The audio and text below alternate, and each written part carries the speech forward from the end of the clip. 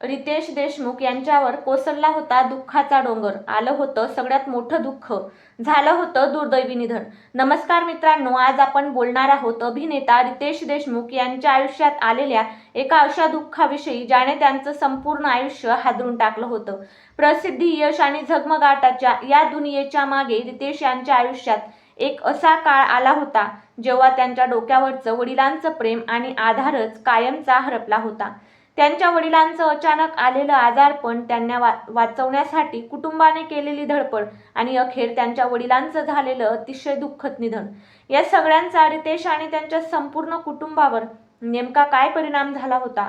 वडिलांच्या जाण्यानंतर रितेश देशमुख यांच्या आयुष्यात काय बदललं आणि आज इतकी वर्ष उलटून गेल्यानंतर सुद्धा ते आपल्या वडिलांना आठवून का भावुक होतात? या सगळ्या गोष्टी आपण आजच्या या व्हिडिओच्या माध्यमातून जाणून घेणार आहोत. त्यासाठी हा व्हिडिओ शेवटपर्यंत पूर्ण बघा.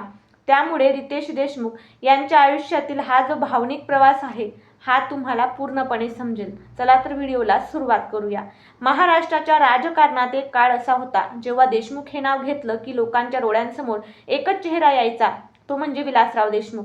महाराष्ट्राचे 2 वेळा मुख्यमंत्री राहिलेले, पुढे केंद्र सरकारमध्ये देखील मंत्री म्हणून काम केलेले आणि लातूरच्या बाभळगावातून आपला राजकीय प्रवास सुरू करणारे विलासराव देशमुख.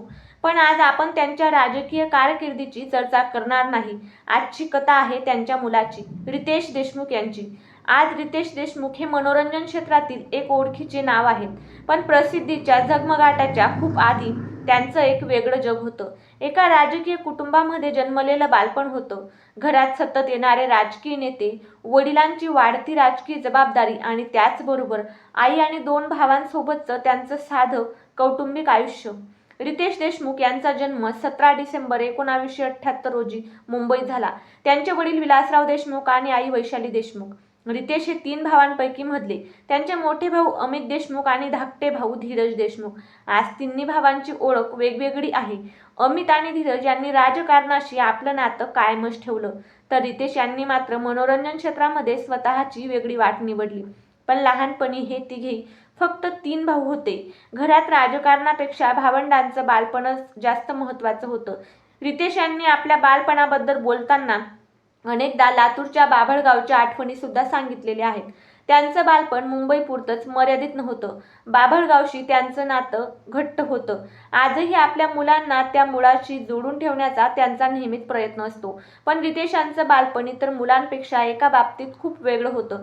त्यांचे वडील सामान्य नोकरी करणारे व्यक्ती नव्हते. ते महाराष्ट्राच्या राजकारणात झपाट्याने पुढे जाणारे नेते होते. घरात राजकीय वातावरण असायचं. मोठमोठे नेते भेटायला यायचे. कार्यकर्त्यांची गर्दी देखील असायची, बैठका असायच्या आणि या सगळ्या वातावरणामध्ये रितेश मोठे होत होते. वडील घरी असले की घराचं वातावरण वेगळं असायचं, पण ते सतत व्यस्तही असायचे. राजकीय जबाबदाऱ्या वाढत गेल्या आणि एकीकडे आई वैशाली देशमुख घर आणि मुलांची जबाबदारी सांभाळत होत्या. रितेश, अमित आणि धीरज या तिन्ही भावांचं बालपण मात्र अशाच वातावरणामध्ये घडलं आणि गेलं. वडील बाहेरच्या जगात कितीही मोठे असले तरी सुद्धा घरामध्ये ते त्यांच्या मुलांसाठी वडीलच होते आणि याच नात्यामुळे पुढे विलासराव देशमुख यांच्या जाण्याचं दुःख रितेश देशमुख यांच्या आयुष्यात एवढं मोठं ठरलं. कारण जगाने फक्त एक मुख्यमंत्री गमावला होता, पण रितेशने मात्र आपले वडील गमावले होते. रितेश देशमुख यांच्या आयुष्यातील सर्वात महत्त्वाची व्यक्ती कोण होती असा प्रश्न विचारला तर उत्तर फक्त वडील एवढंच नाही, तर ते त्यांचे मार्गदर्शक होते. त्यांच्या बालपणाचा एक मोठा भाग होते आणि त्यांच्या व्यक्तिमत्वावर खोलवर परिणाम करणारे व्यक्ती देखील होते आणि त्यांचं नाव म्हणजे विलासराव देशमुख. विलासराव देशमुख यांचा जन्म 26 मे 1945 रोजी लातूर जिल्ह्यातील बाभळगाव येथे झाला. सामान्य ग्रामीण वातावरणातून आलेल्या विलासरावांनी शिक्षण घेतलं आणि पुढे सार्वजनिक जीवनामध्ये प्रवेश केला. स्थानिक राजकारणापासून त्यांचा सुरू झालेला प्रवास पुढे महाराष्ट्राच्या राजकारणाच्या मोठ्या उंचीवर पोहोचला. त्यांनी महाराष्ट्राचे मुख्यमंत्री म्हणून 2 वेळा जबाबदारी सांभाळली. नंतर त्यांनी केंद्र सरकारमध्ये देखील मंत्री म्हणून काम केलं. रितेश यांनी आपल्या वडिलांकडून केवळ राजकारणच पाहिलं नाही, त्यांनी लोकांशी वागण्याची पद्धत पाहिली, लोकांचं म्हणणं ऐकून घेणं पाहिलं. मोठ्या पदावर असतानाही लोकांशी संवाद साधण्याची पद्धत पाहिली आणि कदाचित याच गोष्टींनी रितेश यांच्या व्यक्तिमत्वावर परिणाम केला. राजकीय कुटुंबात जन्मल्यामुळे त्यांना लहानपणापासूनच सार्वजनिक आयुष्य जवळून पाहायला मिळालं. घरात राजकीय चर्चा असायच्या. वडिलांना भेटण्यासाठी लोक येत असत.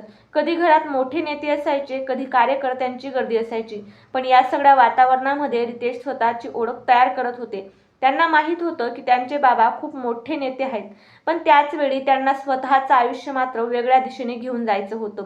विलासराव देशमुख यांनी आपल्या मुलांना राजकारणातच यावं असा दबाव टाकला होता असं म्हणण्यासाठी पुरेसा कोणताही विश्वसनीय आधार नाहीये. उलट रितेश यांनी स्वतःची वेगळी वाट निवडली आणि ही गोष्ट महत्त्वाची आहे. कारण एखाद्या मोठ्या राजकीय नेत्याचा मुलगा असणं ही एक सोय देखील असू शकते आणि एक मोठी जबाबदारी देखील असू शकते. लोक तुम्हाला तुमच्या नावामुळे ओळखतात, पण स्वतःची ओळख निर्माण करायची असेल तर त्या नावाच्या सावलीतून बाहेर पडावं लागतं. रितेश यांनी देखील आपली स्वतंत्र ओळख निर्माण केली, पण त्यासाठी त्यांना आपल्या वडिलांचं नाव कधी नाकारावं लागलं नाही. उलट त्यांच्या आयुष्यामध्ये वडिलांचं स्थान कायम राहिलं आणि म्हणूनच पुढे जेव्हा विलासराव देशमुख हे आजारी पडले, तेव्हा ही केवळ एका नेत्याच्या आजारपणाची दुःखद बातमी नव्हती. ती संपूर्ण देशमुख कुटुंबासाठी आयुष्य बदलून टाकणारी वेळ होती. कारण तोपर्यंत घराचा आधार असलेली व्यक्ती अचानक रुग्णालयामध्ये होती आणि परिस्थिती सुद्धा दिवसेंदिवस गंभीर होत होती. 2012 हे वर्ष देशमुख कुटुंबासाठी कायमचं लक्षात राहणारं ठरलं. कारण याच वर्षी त्यांच्या आयुष्यामध्ये एक मोठं संकट आलं. विलासराव देशमुख यांची प्रकृती गंभीरपणे खालावली. त्यांना यकृताशी संबंधित गंभीर आजाराचा सामना करावा लागत होता. उपचार सुरू होते, पण परिस्थिती हळूहळू अधिकच गंभीर होत गेली. काही काळ मुंबईत उपचार केल्यानंतर त्यांना पुढील उपचारांसाठी चेन्नईतील ग्लोबल हॉस्पिटलमध्ये हलवण्यात आलं. यकृत प्रत्यारोपणाची गरज निर्माण झाली होती. कुटुंबासाठी ही वेळ अत्यंत कठीण होती, कारण एकीकडे उपचार सुरू होते आणि दुसरीकडे योग्य यकृत मिळण्याची सुद्धा प्रतीक्षा सुरू होती. अशा परिस्थितीमध्ये प्रत्येक दिवस महत्त्वाचा ठरत होता. कुटुंबाला आशा होती की योग्य उपचार मिळाले तर विलासराव पुन्हा बरे होऊ शकतात. रितेश स्वतः देखील वडिलांना मदत करण्याच्या प्रक्रियेमध्ये सहभागी झालेले होते, पण त्यांच्या वडिलांच्या स्थितीनुसार त्यांना अशा डोनर लिव्हरची गरज होती, जे योग्य वेळी उपलब्ध होणं देखील अत्यंत महत्त्वाचं होतं. कुटुंबाची धावपळ सुरू होती. एका बाजूला डॉक्टर उपचार करत होते, दुसऱ्या बाजूला कुटुंब धावपळ करत होतं, देवाकडे सतत प्रार्थना करत होतं आणि तिसऱ्या बाजूला मात्र प्रत्येक क्षण हळूहळू हातातून निसटत असल्याची जाणीव होत होती. रितेश यांच्यासाठी ही वेळ आणखी कठीण होती, कारण त्याच वर्षी त्यांच्या आयुष्यात एक मोठा आनंदाचा प्रसंग देखील आलेला होता. रितेश आणि जेनेलिया यांचं लग्न 3 फेब्रुवारी 2012 रोजी झालं होतं. लग्नानंतर काहीच महिन्यामध्ये त्यांच्या वडिलांची प्रकृती गंभीर झाली. एका मुलाच्या आयुष्यातील आनंदाचा काळ आणि त्याच वेळी वडिलांच्या आजारपणाची चिंता, दोन्ही भावना एकाच वेळी त्यांच्या आयुष्यामध्ये आल्या. पण उपचारानंतरही विलासराव देशमुख यांची प्रकृती सुधारली नाही. यकृताच्या समस्येबरोबरच त्यांच्या इतर अवयवांवरही हळूहळू परिणाम होऊ लागला. परिस्थिती मात्र मल्टिपल ऑर्गन फेल्युअर पर्यंत पोहोचली आणि अखेर कुटुंबाला ज्या क्षणाची भीती होती तो क्षण जवळ आला. 14 ऑगस्ट 2012 चेन्नईतील रुग्णालयात विलासराव देशमुख यांनी अखेरचा श्वास घेतला. ते 67 वर्षांचे होते. पण राजकीय युग संपलं होतं, पण देशमुख कुटुंबासाठी त्याहून मोठी गोष्ट घडली होती. घरातील वडील गेले होते. रितेशच्या आयुष्यातील सर्वात मोठ्या व्यक्तींपैकी एक व्यक्ती कायमची निघून गेलेली होती. त्यांचं पार्थिव त्यांच्या मूळ गावी बाभळगाव येथे आणण्यात आलं. ज्या मातीतून त्यांनी प्रवास सुरू केला होता त्याच मातीत त्यांना अखेरचा निरोप देण्यात आला. पण अंत्यसंस्कारानंतर दुःख संपत नाही. खरं तर त्यानंतरच आयुष्य अधिक कठीण असतं. कारण रुग्णालयात असताना एक आशा असते, बाबा बरे होतील, पण मृत्यूनंतर ती आशाही संपते आणि मग उरतात फक्त आठवणी. 14 ऑगस्ट 2012 हा दिवस त्यांच्या कुटुंबासाठी आयुष्य 2 भागात विभागणारा ठरला. एक आयुष्य होतं वडिलांसोबतचं आणि दुसरं आयुष्य होतं वडिलांशिवायचं. विलासराव देशमुख यांच्यासाठी संपूर्ण महाराष्ट्रात शोक व्यक्त केला जात होता. राजकीय क्षेत्रातील असंख्य लोक त्यांच्या अंत्यदर्शनासाठी आले, पण या गर्दीच्या पलीकडे एका कुटुंबाचं वैयक्तिक दुःख होतं. पत्नी वैशाली देशमुख यांनी आपला जीवनसाथी गमावला होता. अमित, रितेश आणि धीरज यांनी आपले वडील गमावले होते आणि घरातून कायमचा एक आवाज कमी झाला होता. रितेश यांच्या बाबतीत हे दुःख आणखी वेगळं होतं, कारण त्यांनी आपल्या आयुष्यात वडिलांना केवळ एक राजकीय व्यक्ती म्हणून पाहिलं नव्हतं. लहानपणापासून त्यांनी त्यांना घरात पाहिलं होतं, त्यांच्यासोबत क्षण पाहिले होते, त्यांचं काम पाहिलं होतं, त्यांचं लोकांशी वागणं पाहिलेलं होतं आणि त्यांच्याकडून जीवनाचे अनेक धडे घेतलेले होते. म्हणून वडील गेल्यानंतर फक्त घरातील एक व्यक्ती कमी झाली नाही, तर रितेश यांच्या आयुष्यातील एक मार्गदर्शक, एक आधार आणि आयुष्यभराचा सल्लागार देखील गेलेला होता. वडिलांच्या मृत्यूनंतर रितेश यांनी त्यांच्याबद्दल अनेक वेळा आठवणी सांगितल्या. वर्ष उलटत गेली, पण त्या आठवणी मात्र संपल्या नाही. याचं एक मोठं उदाहरण म्हणजे विलासराव देशमुख यांच्या जन्मदिनी रितेश यांनी केलेल्या पोस्ट. त्यांच्या शब्दातून जाणवतं की वडिलांच्या जाण्याला कितीही वर्ष झाली तरी सुद्धा त्यांची उणीव त्यांच्या मनामध्ये कायम आहे. कारण जवळची व्यक्ती गमावल्यानंतर वेळ दुःख मिटवत नाही, तो फक्त त्या दुःखासोबत जगायला शिकवतो. रितेश यांच्या आयुष्यातही तसंच झालं. त्यांनी काम सुरू ठेवलं, आपलं वैवाहिक जीवन पुढे नेलं, कुटुंब वाढवलं, नवीन जबाबदाऱ्या स्वीकारल्या, पण वडिलांची जागा मात्र तिथेच राहिली, रिकामी. वडिलांच्या मृत्यूनंतर कुटुंबातील भावंडांचं नातं आणखी महत्त्वाचं होतं. रितेशचे मोठे भाऊ अमित आणि धीरज, तिघांची क्षेत्र वेगवेगळी असली तरी त्यांच्यामध्ये असलेलं भावाचं नातं कायम राहिलं. वडील असताना घरात वडिलांचा मोठा आधार होता, पण वडील गेल्यानंतर भावंडांना एकमेकांसाठी उभं राहावं लागतं आणि देशमुख कुटुंबातही हे नातं महत्त्वाचं राहिलं. याचा एक भावनिक प्रसंग काही वर्षांपूर्वी समोर आला. वडिलांच्या आठवणीने रितेश एका कार्यक्रमात भावूक झाले होते. विलासराव देशमुख यांच्या निधनाला अनेक वर्ष झाली होती, पण त्यांच्या वडिलांचं नाव घेताना रितेश यांच्या डोळ्यामध्ये भावनिकता दिसून आली. त्यावेळी त्यांचे मोठे भाऊ अमित यांनी त्यांना आधार दिला. हा प्रसंग पाहताना एक गोष्ट जाणवते, काही दुःख काळानुसार लहान होत नाहीत, फक्त त्यावेळी आपल्याला कोण उभा आहे याला महत्त्व येतं. आणि त्या क्षणी रितेश यांच्या बाजूला त्यांचा भाऊ होता. आई वैशाली देशमुख यांच्यासाठीही हा काळ सोपा नव्हता. विलासराव आणि वैशाली यांचं वैवाहिक जीवन अनेक दशकांचं होतं. घर, मुलं आणि विलासरावांचं प्रचंड व्यस्त सार्वजनिक जीवन, या सगळ्यात त्यांनी कुटुंबाची भूमिका निभावली. आणि अचानक पतीला गमावणं हे कोणत्याही व्यक्तीसाठी अत्यंत मोठा धक्का असतो, पण कुटुंबातील मुलं मोठी झाली असली तरी आईसाठी मुलं कधीच मोठी होत नाहीत. विलासराव गेल्यानंतर आई आणि 3 मुलांचं नातं आणखी महत्त्वाचं झालं. रितेश स्वतःही आपल्या आईशी जवळीक जपताना दिसतात आणि या सगळ्यात रितेश यांच्या स्वतःच्या आयुष्यात एक नवा अध्याय सुद्धा सुरू झालेला होता. ते आता फक्त मुलगा राहिलेले नव्हते, ते एक पती झालेले होते आणि पुढे ते स्वतः वडील सुद्धा झाले. म्हणजेच ज्यांच्या छायेमध्ये ते मोठे झाले होते त्या वडिलांची जागा आता त्या स्वतःच्या आयुष्यात एका वेगळ्या भूमिकेने घेतलेली होती. आता त्यांना स्वतःच्या मुलांना वाढवायचं होतं, त्यांना संस्कार द्यायचे होते आणि कदाचित याच टप्प्यावर वडिलांनी दिलेल्या संस्कारांची खरी किंमत आणखी जाणवू लागली. रितेश आणि जेनेलिया डिसूझा यांची ओळख तरुण वयात झाली. दोघांमध्ये आधी मैत्री झाली आणि हळूहळू ही मैत्री प्रेमात बदलली. या नात्याला पुढे लग्नाचं रूप मिळालं. 3 फेब्रुवारी 2012 रोजी रितेश आणि जेनेलिया विवाहबद्ध झाले. त्यांचं लग्न मराठी आणि ख्रिश्चन अशा दोन्ही परंपरांनुसार झालं.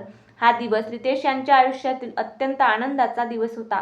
पण या आनंदाच्या काही महिन्यानंतरच त्यांच्या कुटुंबावर मोठं संकट आलं. विलासराव देशमुख आजारी पडले आणि काही काळानंतर त्यांचं सुद्धा निधन झालं. म्हणजे 2012 हे वर्ष रितेश यांच्या आयुष्यात 2 टोकांच्या भावनांचं वर्ष ठरलं. एकीकडे लग्नाचा आनंद आणि दुसरीकडे वडिलांना गमावण्याचं दुःख. काही वेळा आयुष्य असंच असतं, एकाच वर्षात माणसाला आयुष्यातील सर्वात सुंदर क्षणही मिळतात आणि सर्वात वेदनादायक क्षणही. जेनेलिया सोबतच्या नात्याने रितेश यांच्या आयुष्यात आणखी एक महत्त्वाचा आधार निर्माण झाला. वडिलांच्या निधनानंतर त्यांच्या आयुष्यात पत्नी आणि नंतर मुलं आली. आज रितेश आणि जेनेलिया यांना 2 मुलं आहेत, रियान आणि राहिल. स्वतः वडील झाल्यानंतर रितेश यांच्यासाठी बाबा या शब्दाचा अर्थ कदाचित आणखी वेगळा झाला. कारण आता ते स्वतः आपल्या मुलांच्या आयुष्यातील वडिलांची भूमिका निभावत होते. आपल्या वडिलांकडून जे काही शिकले त्यातील काही गोष्टी पुढच्या पिढीपर्यंत पोहोचवण्याची संधी त्यांना आता मिळालेली होती. रितेश आपल्या मुलांना आपल्या कुटुंबाच्या मुळांशी जोडून ठेवण्याचा सतत प्रयत्न करतात. लातूर आणि बाभळगावशी त्यांचं असलेलं नातं ते आपल्या मुलांनाही अनुभवायला देतात. गावातील वातावरण, कुटुंबातील लोक, सण समारंभ आणि आपल्या मुलांशी जोडलेली संस्कृती या गोष्टी पुढच्या पिढीपर्यंत पोहोचवण्याचा प्रयत्न ते नेहमी करतात. ही गोष्ट विशेष आहे कारण रितेश स्वतः ज्या वातावरणात मोठे झाले त्याच आठवणी आपल्या मुलांच्या आयुष्यातही याव्यात अशी त्यांची इच्छा असल्याचं त्यांच्या मुलाखतींमधून दिसतं. वडिलांच्या जाण्यानंतर एखाद्या व्यक्तीच्या मनात सर्वात मोठा प्रश्न असतो, आता पुढे काय?